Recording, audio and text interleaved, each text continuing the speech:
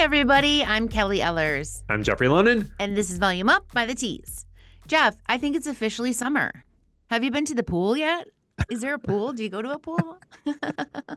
I think so I've dropped off my older daughter at a pool for a pool birthday party, which is a Okay. first. They're getting that old. Ooh, Although she's not swimming. So she had a flotation vest. sorry. She doesn't like to swim. Like it's very Oh, she strange. doesn't? No, she Oh. likes the water. She doesn't want to do proper lessons, which is tough as a former Uh, swim instructor slash lifeguard. So she just sort of like plays around in the water with the vest I and think you you're know gonna need to break that I'm down into I'm lessons at some point. it's a safety issue. I'm there, but Mhm. she's strong-willed. So but yeah, what about have you been to the pool yet? Have you I been don't to a pool. pool? Yeah. I don't pool. But you know what? I don't like a pool, but I've done If my it's like time. super hot, I'll get in if I have no Yeah, other options. that's Um, fair. you know what? I was also a lifeguard. Mm, Hmm. mm. Does Look that at track? us. Look at us. I mean, Look at our glow up. yeah. Look at our Did you ever have to jump in? there was a one time. So this is people don't know where I did this. So I'll tell all the secrets. Okay, so it was a 4th of July weekend Okay. and it was fucking packed. It was so I worked at a three guard pool, but we were never three guards. So it was always two based on, Oh, so it was easy breezy. You would be up on that, you do your rotation, you go to the, like, and it was a dream. You'd just be like, ooh, great. off I go. Better get my tan on. At 1,000%. And, nobody was wearing sunblock. So this weekend, we had to be at three guards, which was a big deal. And it was literally all day. So we were constantly cycling through. And it was just like, it was hot as hell. Yeah. Maryland, I'll reveal that much. People know that. Um, so this one day, people just kept coming. There's a And capacity, there like is a no. Hmm. capacity. Okay. And we were quickly there, but people kept coming, and it was a privately owned. So yeah, there was a candy bar that was put in the pool in order to get us to close because No, it was not safe. I'm not proud of it. I you don't mean by care. by We put the we a by thousand a percent. lifeguard? The lifeguards conspired. We got a chocolate. I think it was probably like a Snickers, king size thing from concessions. We put it in the microwave so that it was not like this is all true. I swear to I'm God. dead. You could I put am dying right now. somebody had This to pretend to check the skimmers and they dropped it in. And then there was a whole this was yeah. So anyway, it was the same weekend in which I had to jump in for someone who very clearly couldn't swim and they were in the deep end and it was like well, what that's the fuck are you karma. doing I mean, there? Thanks. that's For who? Karma is that I'm helping all of you by no, anyway, it was that is awesome. How old were you? Were you like I think I freshman or was like yeah, probably like oh, I mean maybe like freshman college. This was I had been at that pool for a oh, so while. you I should have had done known my better. Yeah, well, I mean they sorta. should have I mean, known better. They should have known not to come to the pool in mass. There were too many people. It was like, what the fuck are we all doing? Like, was it go. initially your idea? You're like, gang, I don't think it blow the was my. whistle, round up. I don't think I was the one that suggested it, but I definitely did not say no. I mean, I remember because I was one of the managers having to be in touch with the owners to. There were too many fucking people. It was and it was like they're these like we're all like Yeah, I high just like, school, early blah, college. Nobody's blah. listening to us. All of you are like, No, well, they I don't pay hear a for. whistle. They don't want to be told that they can't come in. Anyway, Oh, you're long story. right. Sorry. Yeah, Okay. nobody cares about Yeah, that. But that yeah, was we. amazing. Thank you for that. Did you ever have to do anything similar? No, no, no. Did you ever have No to jump jump. in? No No jump. jumping. Yeah. Mm-mm. There was a lot of. Tell me if this is ringing true for you. First of all, we didn't have like the Baywatch cans, like those like the Oh, plastic ones. We had the tube, like okay. they were like long. Red. Yes, Yeah. obviously. And you not tubes. I don't know what the fuck to call them. But so a lot of people would have to like drag people that way. Like you would like Okay, go like down, you'd get hop off the on. chair, and then you'd like pull and put it into the water and like drag a little kid over. They'd like hold on to it. Oh But yeah, God, that this was is too only good. one time did I jump in. You never jumped Oh in? no, never Wow, jumped. good for you. Never. Good for Yeah, you. I know. I Okay. was patrolling. Well, Oh yeah, active no jump, eyes. no jump. Yeah, no running. I Terrifying did you that. like a whistle? I loved my whistle. Yes, I love whistle. Whistle. And you Yep. know what? You mentioned Baywatch, and we could wear whatever kind of swimsuits. And so you Uh-huh. better damn well believe I had a red swimsuit with the white cross on it. Beautiful. Ours were navy. We did not have that option, Hmm. but I think we all, I thought was ourselves of fully Baywatch. in, Yeah, good for fully you. in. Good for you. I love that. I love that. Okay, full circle. Here we go. Let's get into our celeb photos of the week. Hmm. This one, we have Julia Louis-Dreyfus and how she felt fabulous going from brunette to platinum blonde in Thunderbolts. Talk to me about this look, Jeff, and are we liking it? So Julie Louis-Dreyfus is like top 10, obsessed with her, love everything Oh, she's doing, oh, like have been the hugest fan forever. So I will not say anything bad. okay. This Thunderbolts look is very Marvel Comics. Like Yeah, I'm just gonna like she deserves better. She deserves better. A streak of platinum blonde is no. not interesting. I'm sure it's communicating something to us The subliminally. Thunderbolt Yeah, of and La. I can't. Um, again, I think she deserves better. Same. So They sorry did her to whomever dirty. is the hair department head because it's been through like several projects that she's worn because she was in Black Panther with this hair. Again, for me, the wig could use some work. Hmm. I'm gonna give it like a 6. Oh, wow, that's high. I'm Oh, going to you give think it okay. like a Okay. 3 because I do not like that white Thunderbolt. I don't. It's too on the nose. Like, did you Yeah. get struck by lightning and it was just Yeah. that piece? Yeah. No, It's like it's The Graduate, but gone bad. exactly. Yeah. Okay. All right. All Fine. right. Fine. Yep. All Next right. up, Next. next up, we have Nicole Kidman, and we are talking about her look for Nine Perfect Strangers. God, she loves a wig. That's it. She I, loves a I, wig. I mean, what is there to say? This wig is better than the wig from season one, I think. That's true. We got a departure. We got a strong bang, and a lob-ish sort of situation. Yeah. Did you like this show? No, no, Oh, you sorry. won't be perusing the second season? No, I probably will. I mean, it's a slow, it's It's a a slow slow start burn. to summer. I Yeah. mean, I don't feel like there's anything that's popping off right now. I don't have any White Lotus, so I know. I'll It's dabble. dry. I'll All get back right. into this season. What do you think about very blonde again, this wig? What do you think about this? Where do you rank? And then maybe I'll rank after You you. know, I'm gonna rank it a 6. I don't mind it. I like it. I love Nicole Kidman. I mean, you love Julia Louis-Dreyfus. I go 6. What about Okay. you? I think yeah, six feels right. Yeah. It's not, anything special, but it's not bad. So yeah, a little higher than average. Next up, Bretman Rock for Allure Philippines. Jeff, I'm gonna pop this one over to Yep. you. What Yep. do you think Okay. this? So Bretman's rocking a sort of center parted slick back to like forever long braid Mhm. situation. And in this photo that we're looking at, it's sort of styled into like a quasi heart shape with Yeah. the other model. Hmm. Bretman can do no wrong. I don't find this to be terribly exciting. Mm. So, I mean, I with the, mean, uh, it is for the magazine, and I think it mhm. really matches their outfits. And Jeff is dying laughing because it's like blue spandex with like a black heart on it. And again, on the nose, Uh, like we've got the hair that's a heart, we've got the heart on the shirts. Like yeah. it's pretty literal. Uh-huh. Yeah, literal is the word. Yeah, I don't love this. All right. It's not as bad as other things we've seen of late. So I'm gonna say like it's like a 5. I don't know. All Like right. do so much cooler shit with their hair. So this seems sort of sedate for Oh, editorial. it does. Yeah, it does. It's a little too simplistic. And I don't like the double heart. So I'm going to give it a 3. Don't like Bloop. Heard it here. it. Wow, savage. As always, we've got this week's top stories that you need to know about. Look, summer's here. People are going lighter. Someone who has gone lighter is Bella Hadid. So Mhm. went to con, rocking a lighter hair color.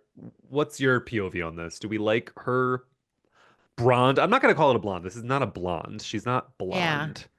What do you think? No. I think no. No. I mean, Okay. look at me insulting Bella Hadid. Like, Yeah. who am I, right? I think I love, maybe because I love my dark hair, I love a striking dark hair, and I think she's absolutely stunning. And I just think this is kind of an in-between sort of meh. Yeah. hmm I get the sentiment of like, let's do something A different. little In lighter. fact, my stylist was texting me. She's like, "Do you want to go a little lighter?" And I was like, "I actually want to go a little darker for Hmm. summer." So Hmm. I buck that norm all Yeah. day. I don't know. I feel like she's such a chameleon. I can't ever pin Yeah. down exactly where so like when people are saying, "Oh, she's lighter than she was before." Like, I I don't know. I feel like plays in this blonde space quite a lot. I feel like most celebs of her ilk kind of do. Like they don't want to go too severe, too light, too dark, and we just play in this honey warm. So yeah, I yeah. mean it's pretty. I don't think that it's something I want to see everybody do because I think they're already No. doing it. So there's Same. that. All right, I'm Acne. probably gonna give it a 5. No, we're not ranking this one. This is just it's Oh news, yeah, you're right. apparently. It's just this is something that people care about.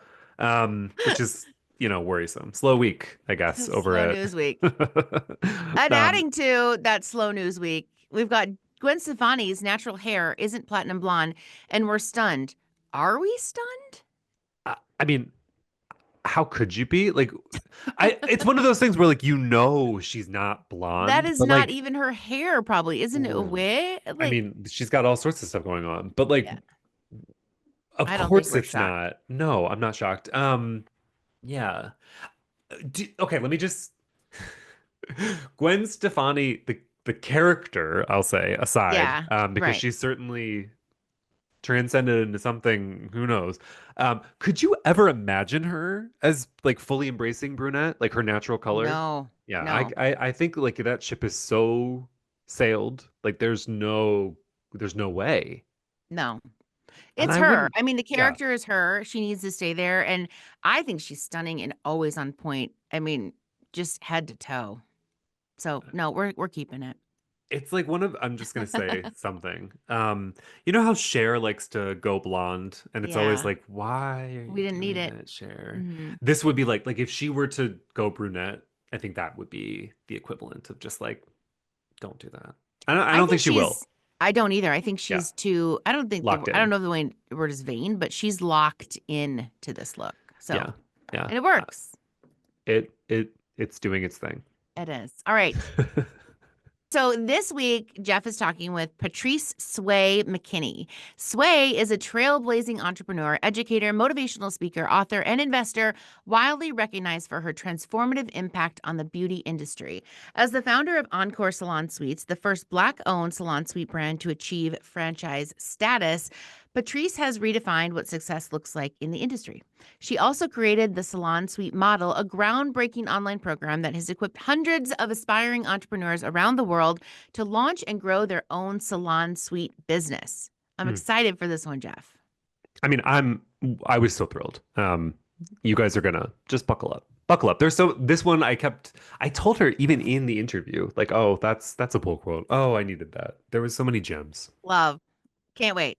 All right, now it's time for our segment. If they were a hairstyle, every week we'll ask the host, which is you who interviewed Hmm. this week's guest, what hairstyle the guest would be based on their personality in the episode. So, Jeff, what hairstyle would Patrice be? So I know that Sway's hair does not look like this. I'm qualifying that. I'm fully aware. Okay. I think like a slicked Hmm. pixie.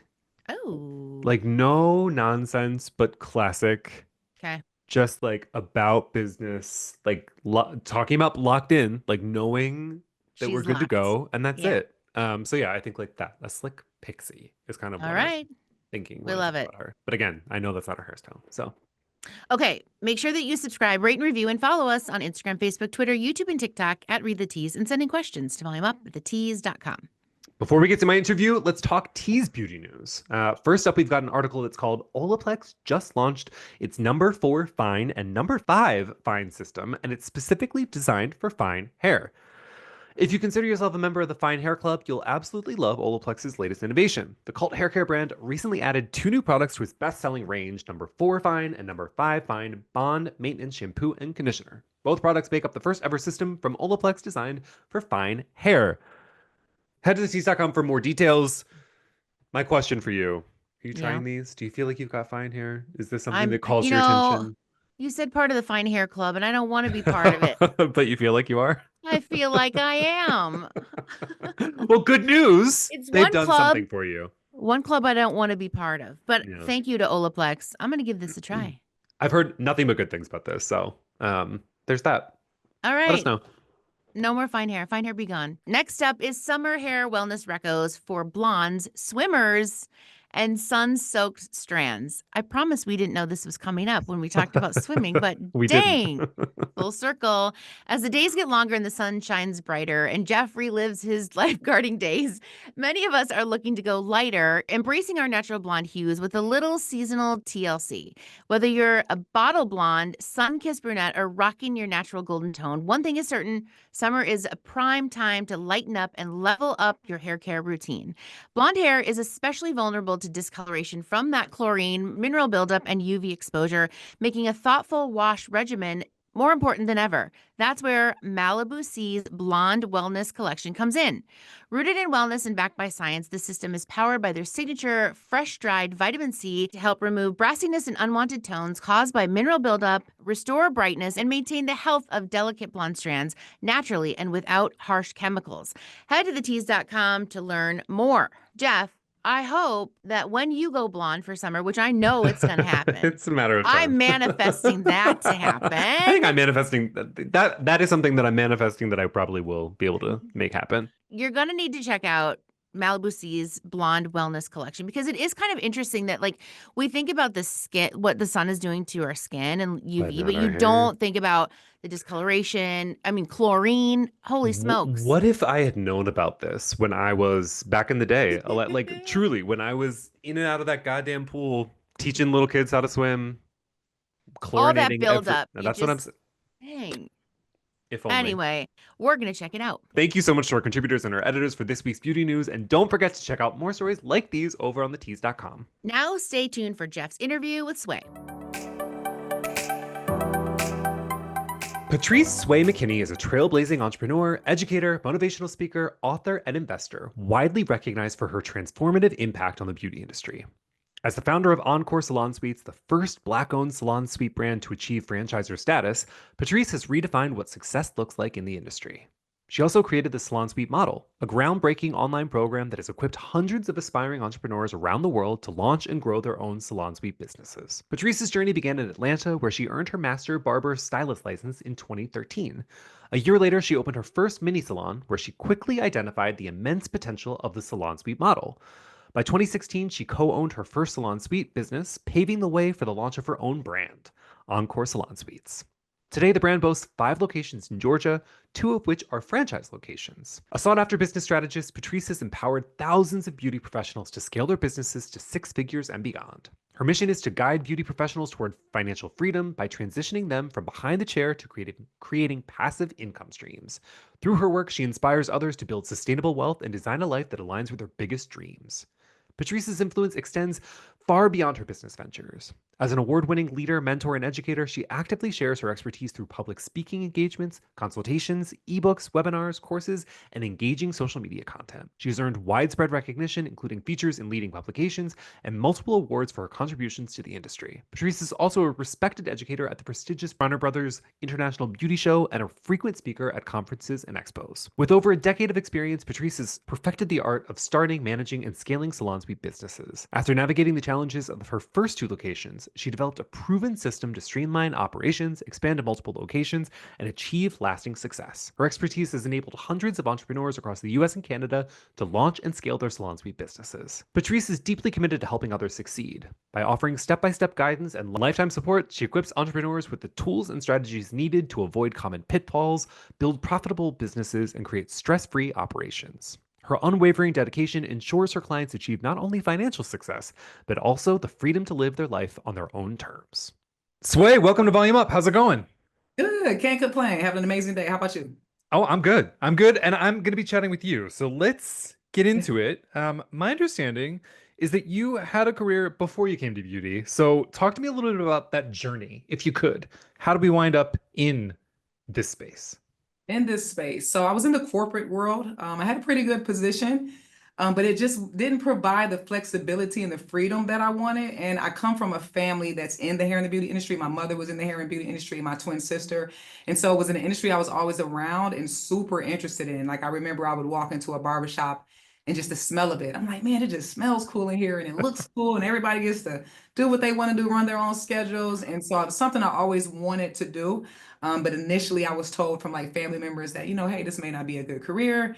But eventually, I just took a leap of faith and jumped out there and got into the industry as a barber. Wild. I feel like you've summed up so many conversations that we've had with pros on the pod where it's like they're either all in from the jump or it took some convincing. You had a little bit of both. I love that. Uh, what was it like to become an actual barber? Like going through the process of schooling and that. I mean, it's one thing to sort of have an appreciation for that experience and the shop and the smells, as you talked about. It is another to actually cut people's hair. So talk to me about that experience of going to school, learning to be a barber.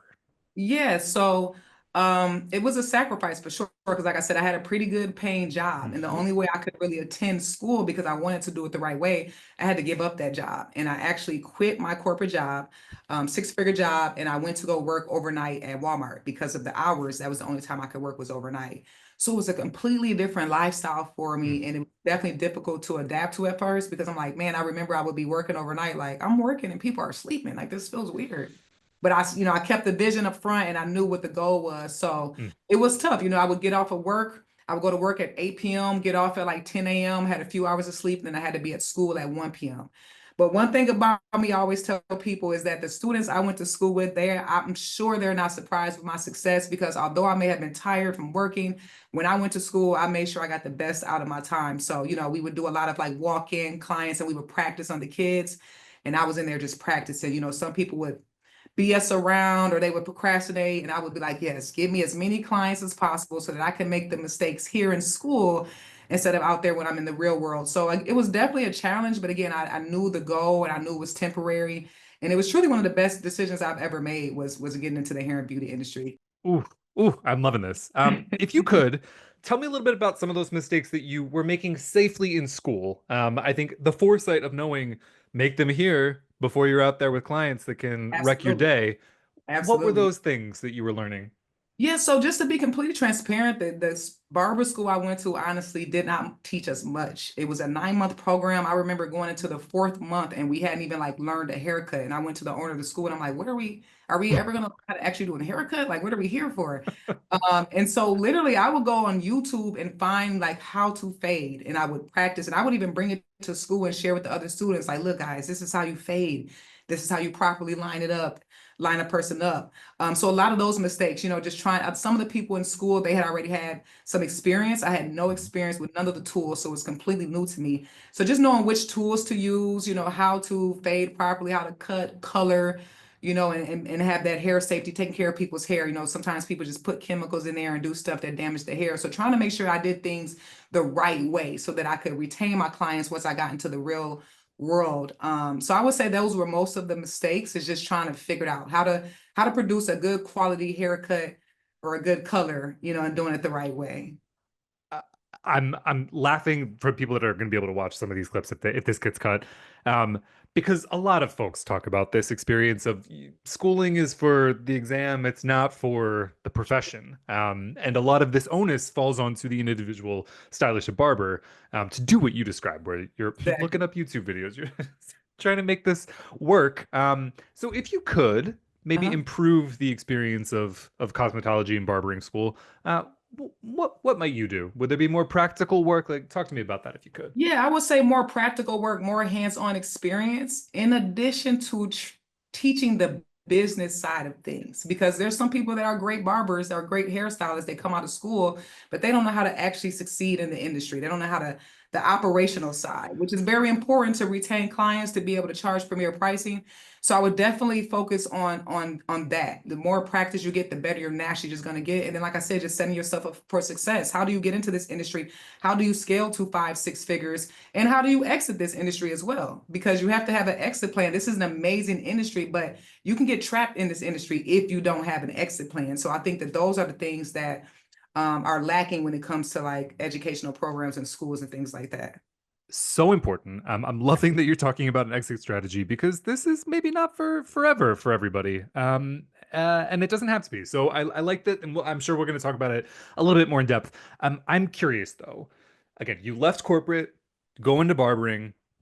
You've obviously set yourself up for success having salon and now the Encore Salon Suites. But when did that sort of spark of entrepreneurism, like where did that come from? Were you going into schooling thinking like, well, obviously I'm going to be a shop owner? Talk to me about that because this is something Yeah, that does not occur to everybody, but absolutely. I think it might have for you. Absolutely. So I was actually a basketball star. I was one of few females who could actually dunk. Graduated from Michigan State, had a master's degree, all those great things. And I still was like, I was a coach. So I was a coach at Michigan Mm. State, and it was so demanding. And I was like, man, I'm literally living at the gym, but I don't really, this isn't really what I want to do. I just want a little bit more freedom. Yep. So initially, that was my first thought. I said, I want to open a barbershop or a salon. This was before I even went to school. And then I said, Ah. nope, you know what? Actually, just go to school, actually become a barber, and then get into the industry. So it was Hmm. always a goal of mine was to become an owner. But so I went to school, and then I remember I actually had found this salon suite, and I walked through it. Now, how this was organized was they were like larger suites, so you could rent out a room big enough to run your own salon. So that's when I had my own salon. I had 6 chairs, but it was a salon suite. But again, the room was so big. So I got into that, and I've always just wanted to be in control of my career. I had the corporate jobs and stuff, but I was like, I just want to be more in control. So I knew that Hmm. at some point in time, I was going to get into entrepreneurship. And so that's when I found this business model. And I said, man, let me just jump out. You know what I mean? I know that I have the work ethic and the determination to make it happen. So let me jump out and do it. And so I literally did that. Jumped out first 6 months, didn't have anybody to lease a chair to. It was literally just me.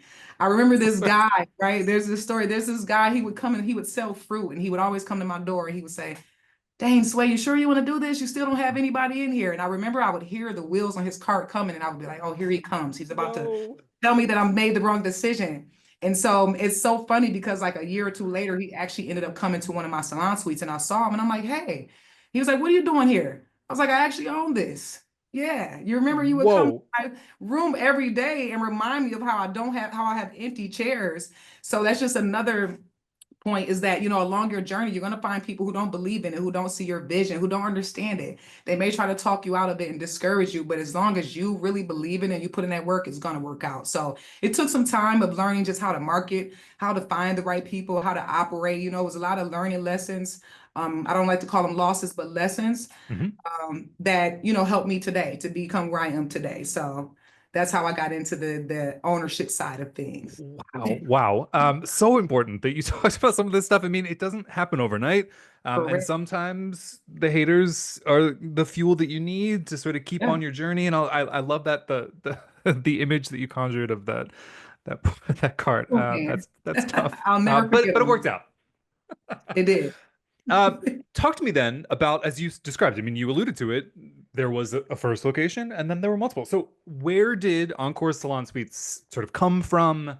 Talk to me about Yes, this journey of becoming a franchise owner. I mean, the salon suite mogul, as it turns out. exactly. Thank you so much for that. So, I had the salon in the suite with 6 chairs. And even then, I still felt like I didn't have full control because I was still working under somebody else who I didn't feel like they understood how to just operate professionally. They didn't understand the beauty professional side of the business. So I said, well, let Okay. me go and do the salon suites by myself. So I ended up finding another gentleman who was like midway through his build out. And I was like, hey, I'm looking to do a salon suite on my own. And he was like, hey, well, I have a build out. Let's join forces. So we actually did partner and we opened and it was pretty cool, except that I was the actual beauty professional. He was more of an investor. So I Hmm. felt like I did a lot of the work and he didn't really do much. And then we just had two separate ideas of how to operate business. And I was like, yeah, this doesn't work. Like, I Mm. understand how to retain clients. I understand customer service. I understand professionalism.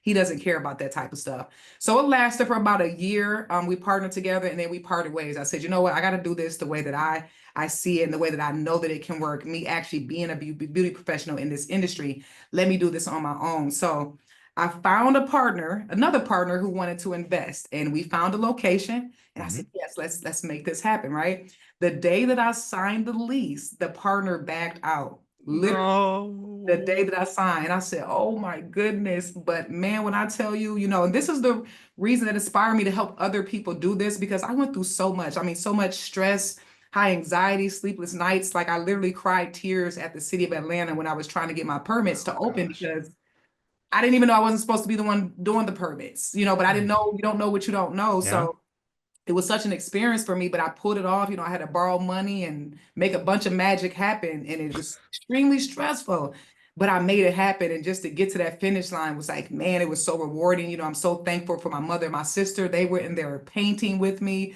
helping me do repair, whatever needed to be done. They were down to do it. So my support system definitely played a big role, and just my determination to just get it done. So Mm. that's how that happened. And it was so awesome. We pre-leased before we even opened. So I had the suites already leased out. And I decided to go more with the smaller suites, not like the suites that I was working in. So more Mhm. individual suites. And we pre-leased them, had a crazy waiting list for like 6 months. So then the next year, opened another location. I said, man, the demand is here. And then people really appreciated that I came from the industry, and they just appreciated my professionalism as well. You know what I mean? So year 2, opened a second location. I believe right before year 3 is when I decided to franchise. And I'm sure you're probably going to ask, well, where did that thought come from? Yes. So, Where did that so crazy thought come from? where did that crazy thought come from? I had never thought about franchising, but thank God I had a friend around me who, that's why your surrounding, your network is your net worth, because Mm. he was like, Sway, why don't you try to franchise? And I was like, what is that exactly? Because sometimes Yeah. we count ourselves out of things that we don't understand because we're Hmm. ignorant. And so I'm like, you sure I can do something like that? He's like, yes, I know a lady, she's doing it. Maybe you should just book a call, talk to a consultant. And so I did that, and we franchised, and I was like, man, this is pretty cool. I never even thought I could do this. And so we franchised, and the very first deal was a 3-unit deal. So they signed 3 units. Now, how I did it was, it was pretty cool the way I strategized it. I would sell an existing location. With the existing location, you had to purchase 2 more. So you had to agree, Mm. look, I'm gonna give you this turnkey location. It was 16 suites. I was able to sell that for almost $500,000 and then still collect royalties. So I transitioned it to a franchise from a corporate location to Yes. a franchise location. They took over that location. They were happy. They have to open 2 more per their agreement, which they did. So my first deal again was a 3-unit deal. And so it was just amazing from there. We signed a couple more deals since then, but it's been going pretty well. Can't complain about it. Wow. Wow. I'm so impressed. I love this for you. I love seeing people win, and especially those that are in the business for the right reasons. If you Right. could tell me a little bit about, as you sort of alluded to a moment ago, the differentiators, excuse me. Why is an Encore Salon Suite different than some like type suites that maybe people are more familiar with? Yeah, great question. So we're one of the first brands to actually switch the business model a little bit. And what we did was, instead of providing fully furnished suites for every single suite, we Mhm. do majority unfurnished suites. And I actually did that because I did a poll. I like to use data to get, Yep. to make decisions. And most beauty professionals, it was about 75%. They were like, look, we actually prefer unfurnished suites because I want to bring my orange chair or my green chair. I want to customize it to reflect my style. And I can save a little money because I know you're not going to tax me because I'm using your furniture. So what we do is we do the share space. So we do primarily unfurnished, because again, keep in mind, not everybody needs the furniture that you're providing. Yeah. So we would do unfurnished. We were able to lease the suites for a more affordable rate. And then what we did was we just created like a shared space. So we would have a space, we would put like 4 shampoo bowls, 4 dryers for everybody to use whenever, they need to use it. And the win for that, it's a win-win for both. The beauty professionals don't have to use our furniture. They get more space, right? And then also I feel like it helps with the camaraderie. Some salon suites are so private, you don't know who you're working next to. You know what I mean? Hmm. Like, it's like strange, right? So yes, they get that privacy, but when they go to the shampoo bowl and the dryer, they get to, talk to other beauty professionals, become friends. And I really feel like that's what helps keep the beauty professionals there. Like my first location, 90% of them have been there since day one, but they're all friends. They hang out, they see each other every day. So, you know, it helps with the camaraderie. And then the win for the owner is that I don't have to put plumbing in every single suite. I don't have to furnish every single suite and worry about people taking care of the furniture and inspecting the furniture. And then, like I said, as far as the plumbing, you save a little bit of money because you don't have to run plumbing through every single suite. So yeah, you know, you lose a little bit of space because you're doing the shared space, but I think you have more flexibility to lease to whoever needs the suite. If it's an esthetician or if it's it's somebody who doesn't necessarily need a shampoo bowl. So lots of benefits to doing it that way. And a lot of people have done it since then, but we were one of the first to actually do it that way compared to the larger franchises where they come furnished. So I will just disclose, I go to a barber who is in a salon suite here in the Bay Okay. Area. That is, as you're describing, the competition that has a very sort of this is the way it's going to be, and all of the spaces look the same, and he also doesn't ever see anybody else, and so all of the things that you're controlling for with Salon Suite Encore, I can see exactly in practice why these things would be important. Another thing that's important to you, I know, is empowerment. So really empowering the beauty pro. What does that look like for you with Encore Salon Suites? Yeah, so I'm really big on being an actual beauty professional, not someone who just owns the salon suites, coming Mhm. from that industry. I'm really big overall on just giving back and empowering people. And I think that my heart is so big in that area of life because that's something I wish that I had grown up. I feel like I did a lot of this on my own with the support of my family, of course, but I didn't really have any coaches, mentors. You know, I had to learn the hard way. So, like I say, with this industry, you can get stuck in it. And like I think it's just such an amazing industry, but a lot of us get trapped. And so, what I do, I don't just provide the space and say, hey, come operate your space. I try to Mm. teach them how to operate professionally so you can be successful beyond Encore. So I'll bring in a marketing agency to teach them how to market. I'll bring in a financial advisor to teach them how to budget and do reporting. I'll even do coaching calls myself just to teach them how to be professional, how to retain clients, be on time, you know what I mean? Communicate and things like that. So those are things that I personally do. Not every owner does that. But I try to, over deliver and just make sure that they're good beyond Encore. You know, when you leave here, I want you to feel good. Like, Encore was a big stepping stone for me to get to that next level. And that's really what makes me proud. So that's why I do that.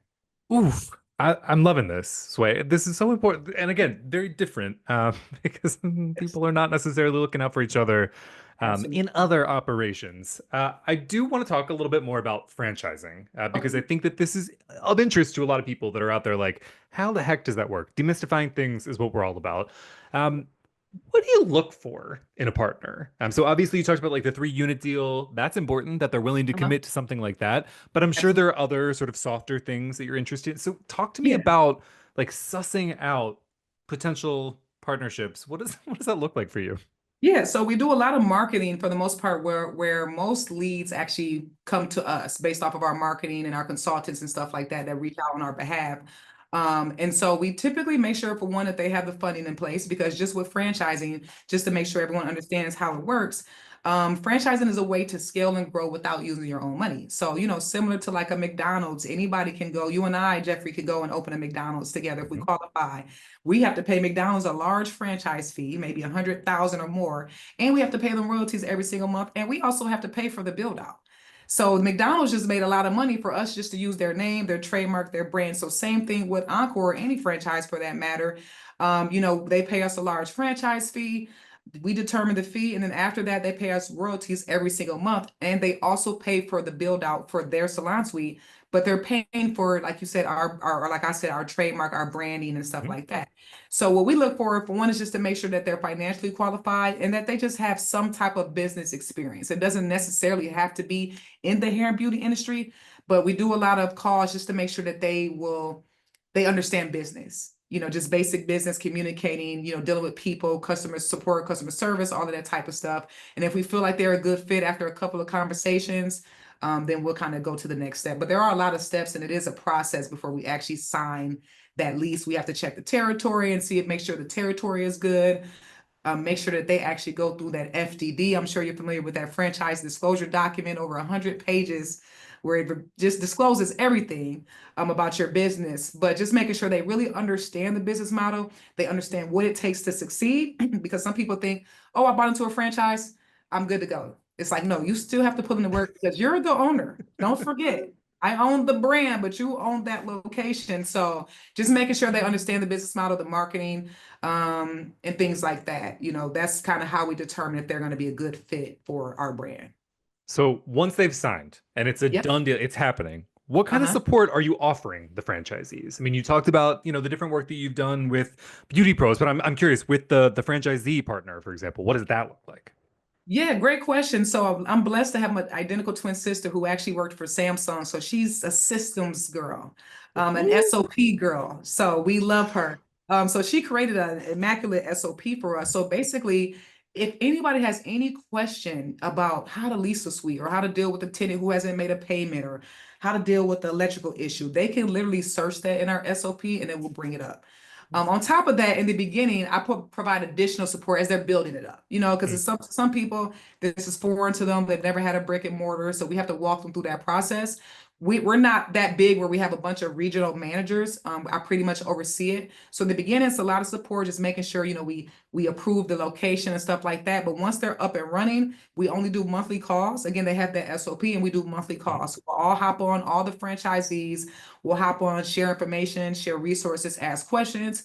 But in the event that somebody needs anything, they can always reach out to us. So we are available pretty much 24/7, but that SOP is so detailed. Most times they don't have to reach out to us. So that helps a lot. Ooh, we love systems. Okay. Wow, wow, wow. I'm loving that you're really tapping into your network. This is incredible. Absolutely.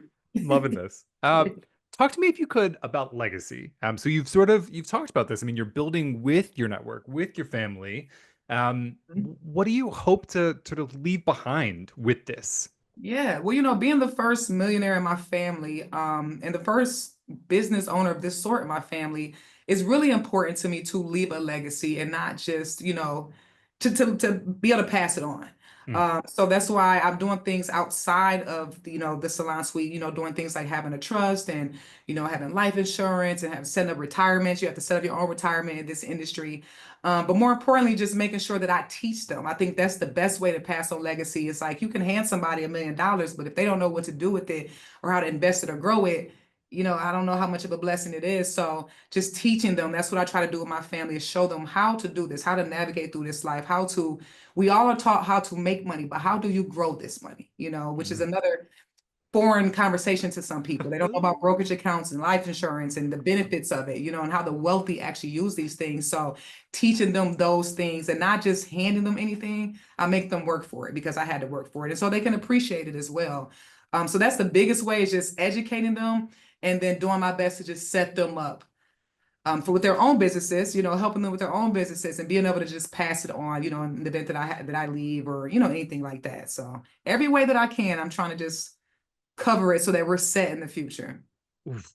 Ooh, so important. I think maybe not thought about or talked about really frankly enough. At So all. I'm glad that you're able to share that insight. You've talked about with me here exit strategy and doing other things outside of Encore. So Absolutely. what's next for Encore and for Yeah. you? Like what does that life look like outside of the expansion of yourself Yeah. professionally beyond Encore? Absolutely. So just to touch again on just an exit strategy, because I think that's so important. I think, I tell people all the time, if hard work really made you rich, the construction workers would be super wealthy, right? So you have to learn how to work smarter and not harder. And you can only make so much money with your two hands. The wealthy people, they found a way to make money in their sleep. You have to have some type of income that is making money, that's semi-passive, passive, that's making money in your sleep. It's truly the only way to really get that wealth that you want. And so I learned that, and I've been implementing that in my plan. But things that I've done, I've created a digital product. Creating digital products is a game changer, for sure, because again, that's a way that you make money in your sleep, especially once you have systems and automations in place. So I think that is super important. And that's another thing I teach beauty professionals, is one source of income is too close to none. And imagine having one source of income, the pressure of one source of income. That's why we live in so much high stress and high anxiety, because if something goes wrong with that one source of income, we're going crazy trying to figure out how to maintain. And so you have to have a second source of income. And it's so important that you just expose yourself and get in the right rooms, get around the right people and get the right resources and actually use them. You know what I mean? So even if it is an Airbnb or a Turo or stocks or real estate. You know what I mean? Getting into something else so that you have a second source of income, and so you can exit when you want to exit. You know what I mean? And not when you're forced to exit or when you're injured and you have to exit, but you can exit when you want to exit. And I think it's important that whatever you do, you have an exit plan in the beginning. When you're starting it, what is your exit plan so that you know what that plan is and you work towards it? So again, for me, it's digital products, teaching people. I love that. I love helping other people cut the red ribbon to their salon suite, especially knowing what I went through. I'm like, man, you don't know, I made all the mistakes for you guys. I'm into real estate. I do a little bit of stocks here and there, and I don't mind investing in myself because, like I say, I'm gonna repeat it again. You don't know what you don't know. You can't do what you don't know. So I understand the value of a coach and a mentor, someone who's done what you aspire to do. So I'm not hesitant to invest in myself. I think a lot of people don't want to invest in anything. They want a miracle or some type of luck to fall from the sky. So you have to be willing to invest in these things to get the proper return, and understanding that life is all about taking risks. You're going to win some, you're going to lose some. There's just no way around that. But any loss you have, take it as a lesson and just brush yourself off and do it again and just keep pushing. But it's super important that you have multiple sources of income. Whatever that may look like, even if it's selling a product, a hair product, you know what I mean? Or teaching people. If you've been braiding for 20 years, there's somebody that wants to know basic stuff on how to braid or how to install hair or how to color hair properly. You can teach that stuff. People don't understand that people will support it and buy it, but they will, especially if you position yourself as the authority, you have proven results and you have the experience and the knowledge. So yeah, I know that was a long answer. No, it's fine. I'm so taken aback because that line, which is probably going to be the cut, too good. One is too close to none. Like, Too close to damn, Too you close got to me zero. good there. Too close to zero. Ooh. Oh my God, I'm loving this. You talked about game-changing items, products, etc. You have yourself been referred to as a game changer. I'm curious, what do you think your role is in shaping the future? Because you've talked a lot about this, setting up others, which is incredible, but specifically for women and people of color, who have been disadvantaged in a lot of active ways, and talking about passive active, by systems. So what is your role in sort of helping those communities in particular, do you think? Yeah, just continue being an influencer and a coach or a mentor, should I say, and just really being intentional with helping those people, reaching back. I say moving forward is giving back. So being really intentional with that. And the way I do that is by having events, having networking events, masterminds. I do a lot of free events where I give out a lot of free information. And just continue to put myself out there and make myself available to those who do want that help, and just showing them that it is possible, being the first Black-owned salon suite franchise. So I'm the first one to actually franchise my brand as as an African American. But just showing them the way, showing them that it's possible, and that it's really at your fingertips. You just have to know what to do. You just have to get the knowledge and then actually execute and be consistent. I tell people, we lose motivation all the time, but I say, even when you're lacking motivation, if you just stay consistent, consistency will always bring back that motivation. So I'm going to continue speaking on stages, speaking at hair shows, at conferences, and wherever I can, whatever impact I can make in this world. It really means a lot to me, and it genuinely makes me happy. So I'm gonna just continue to do that. Oh God, I'm feeling inspired. For our listeners out there who are listening to all of this and they're hyped up, they're like, damn, I want to do what Sway's doing. Okay. What advice do you have for somebody who's maybe wanting to make that leap into a new future? You've talked a lot about sort of thinking about the exit strategy before you're getting, but I'm curious, like if you could sort of streamline it into a couple of words of advice, what might it be? I would say this: nothing changes if nothing changes. So a lot of us, we expect change, we want change, but we're not making any change. And we're wondering like, man, I'm a good person. I'm kind to people. Why can't I be blessed? And it's like, nothing changes if nothing changes. So what does that mean? You have to change something. You have to sacrifice something. Maybe it's who you're speaking to every day. Maybe it's how you're spending your time sitting, scrolling, watching other people live their lives. So being disciplined, setting a schedule, and just being intentional about what it is that you want to do. You know what I mean? But more importantly, it's always some type of sacrifice or something that we have to change. Like I said, it may be a partner. You may be in a relationship that's holding you back and you're in denial about it. But just being real about what it is, what doesn't make you feel good, and removing it, eliminating it, and replacing it with something that's actually going to help you progress in life. getting in the room, investing in yourself. You know what I mean? Those are the things I would recommend to anybody who just wants any type of change in life and who wants to get to that next level, and understanding that we don't need a support system. Yes, it's great, but don't depend on your mother or your sibling to support you, or feel like if they don't support you, it won't work. All you need is the belief in yourself to really make it happen, and just the dedication to just stay consistent. You know what I mean? To keep that motivation going so that you can make it happen. Wow. Wow.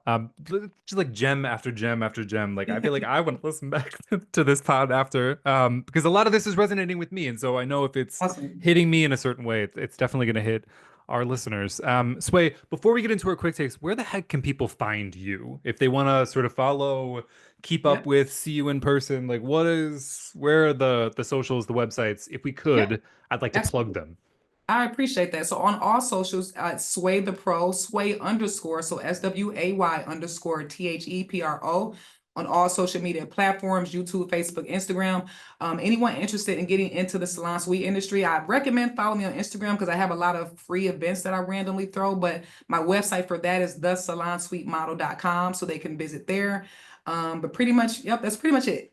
Amazing. Well, we'll include everything in the show notes. We'll make it nice and easy for everybody to get a hold of you, Sway. Awesome. You Thank might you. regret it, but we'll do it anyway. Oh, no, send them to All right. me. Let's do our quick takes. These are the questions Okay. we ask of all of our guests, and then we'll Okay. let you go. So try not to Cool. think about it for too long. Okay. First one. What is your go-to song, playlist, or podcast to listen to when you're working? And I say this really quickly. Some people Okay. don't listen to anything, and that's fine. So if you are a Uh-huh. silence person, let us know. But if it's not, Yep. what is it? Yep. Right now it changes. Right Okay. now the song is by Lil Wayne. It's called Let It All Work Out.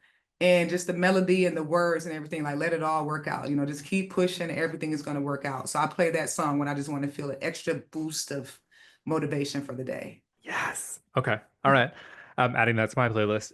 What bucket list item do you most want to check off in the next 6 months, if you can? In the next 6 months, my dream is to like fly about 20 family members out to, I'm thinking like a Miami, but kind of like a family reunion type of thing. That's something that's been on my bucket list for a long time. Flying everybody out, we're all in one big mansion. We have a private chef, and just giving them the experience, because exposure is so important, you know, and some people haven't been to a mansion. They haven't been to Miami. So being able to bless my family with that exposure and that experience will mean the world to me. So that is the next thing on my bucket list, is All bringing right. them all together in one room and just spreading the love and motivation, all that good stuff. Oof. I'm loving that for you. Let's see if it happens. Yes. A current social media trend that you just do not understand. A current social media trend that I just don't understand. I don't understand how people are just so negative and so judgmental and opinionated about something that doesn't even matter to their life. It blows me away. Boom. You know that you can just keep scrolling. So many negative people online. It just goes to show you how unhappy people are. You know what I mean? Because they say happy people aren't hating, and hating people aren't happy.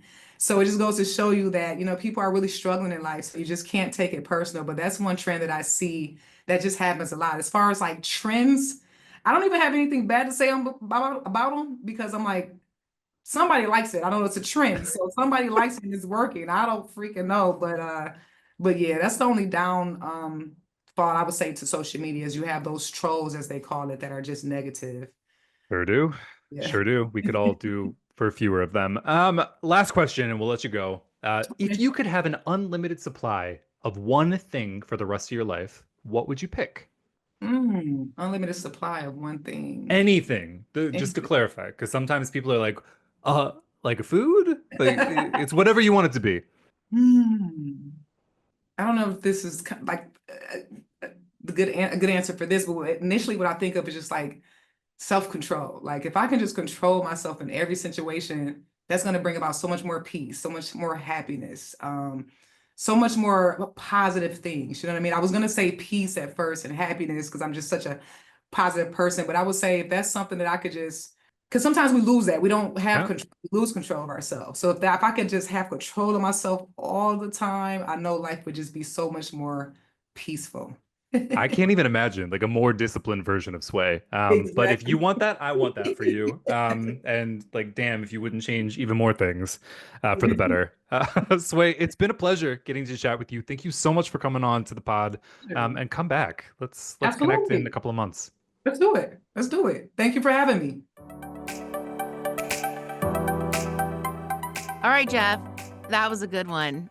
Some zingers in there, huh? I told you. I told you. Again, thank you. Thank you to Sway. All right, be sure to hit subscribe, rate, and review, and follow us on Instagram, Facebook, Twitter, YouTube, and TikTok at Read the Tease, and send in questions to volumeup@thetease.com. Volume Up is a Tease Media production. This episode is produced by Monica Hickey and Madeline Hickey. James Arbache is our editor and audio engineer. Thank you to our creative team for the custom Volume Up theme song and for putting together the graphics and videos for this episode.